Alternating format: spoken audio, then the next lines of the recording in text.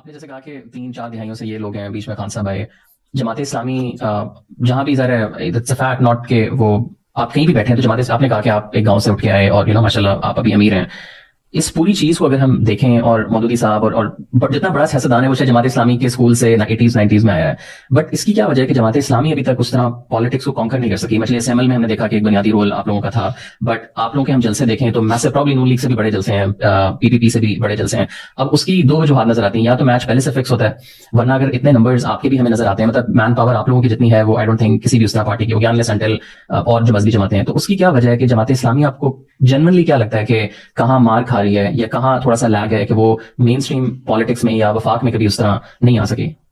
دیکھیں، جس طرح آپ کا کسان محنت کرتا ہے اور زمین کے پیداوار میں اس کا حصہ نہیں ہوتا ہے، آپ کا مزدور محنت کرتا ہے اور کارخانے کے منافع میں اس کا حصہ نہیں ہوتا ہے، اسی طرح پوری قوم ووٹ استعمال کرتا ہے لیکن اس کے نتیجے میں اس کا کوئی حصہ نہیں ہوتا ہے. لیکن ہم کیوں کری جا رہے ہیں؟ میں یہ عرض کرتا ہوں کہ دو وجوہات ہے.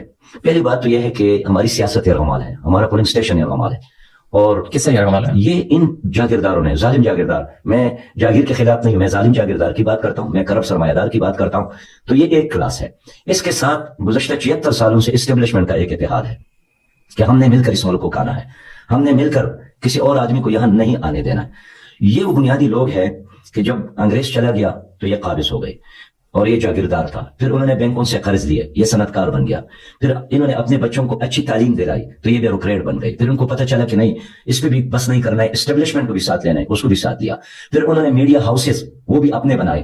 تو اس لیے آپ دائیں دیکھیں، بائیں دیکھیں، پیچھے دیکھیں، آگے دیکھیں، آج کے ماحول میں، آج کے دن میں آپ کو یہی چہرہ نظر آئے گا. اب میں 20 گھنٹے محنت کرتا ہوں، دن کو جلسے کرتا ہوں اور رات کو میں سفر کرتا ہوں. اس کے باوجود بھی میں نے جب ایک اخبار کے دوست سے پوچھا کہ جلسہ تو ہمارا بڑا تھا کل لیکن تصویر آپ نے نہیں دی، انہوں نے کہا کیا کرے، پورا صفحہ اور دوسرا صفحہ وہ پیپل پارٹی نے لیا تھا. میں نے کہا چلے ٹھیک ہے. اگلے دن پھر میرا جلسہ تھا، پھر میں نے گلا کیا. انہوں نے کہا ہم کیا کرے، پورا اخبار وہ مسلم لیگ نے لیا تھا. میں نے جیو کے مالک محترم میر شکیل صاحب کو بلایا تھا.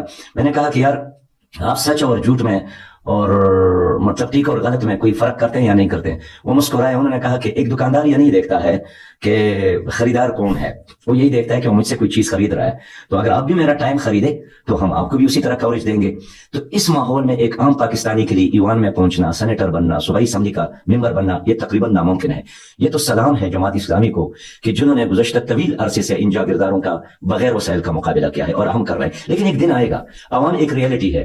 افغانستان پر روس نے قبضہ کرنے کی کوشش کی لیکن عوام ایک طرف چلے گئے اور ناکام ہو گئے. پھر نیٹو فوج نے لشکر کشی کی، ڈالرز کا ایک سیلاب آیا لیکن عوام ایک دوسرے طرف کھڑے تھے، ناکام ہو گئے. میں نے دیکھا ایران میں ایک انقلاب آیا 1978 میں 79 میں، تو وہاں تو ہزاروں سالوں کی پرانی شہنشاہیت تھی، اس کا ایک زبردست تنظیم ساواک، اس کے پشت پر ایک مضبوط فوج تھی اور شہنشاہ ایران اس پوری ریجن میں امریکی کا ایک پولیس مین تھا امریکہ کا. لیکن عوام نے ان کو شکست دی. میرا یہ خیال ہے کہ جو آپ کو گلا ہے، جو مجھے گلا ہے، عوام اب جس طرح بیدار ہو رہے ہیں، انگڑیاں ان کا شعور بیدار ہو رہی ہے، اور آپ کی میڈیا نے جس طرح ان لوگوں کو بے نقاب کیا ہے، سوشل میڈیا نے جس طرح ان لوگوں کے ہر حرکت کو دنیا تک پہنچایا ہے، یہ ایک انقلاب کا ذریعہ بن رہا ہے.